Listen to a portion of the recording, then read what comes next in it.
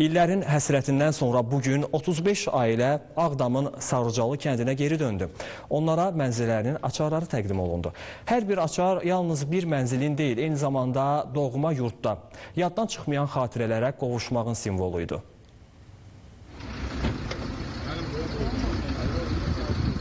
Bugün yola salınan köç karvanı Ağdam rayonunun Sarıcalı kəndinə çatıb. Bu mərhələdə köçürülən 169 nəfərdən ibarət 39 ailəyə yeni tikilmiş fərdi yaşayış evlərinin açarları təqdim olunub.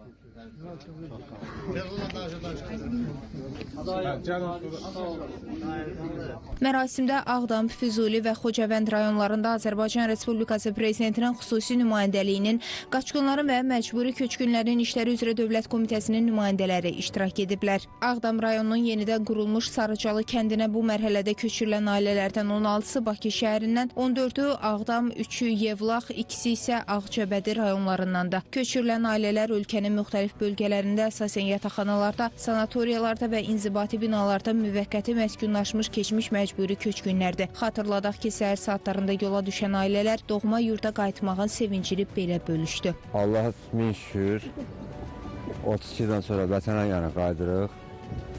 Yəni, sevincim həddüdü yoxdur. Allah prezidentin canını sağ eləsin. Yəni, çox sevinirəm ki, vətənəmə qayıdıram. O vaxtı yəni qəm-kədərlə məcburi köçmüşdük. İndi şükür Allah ki, hər şey qaydasında öz torpağımıza sevirsən qayıdıram.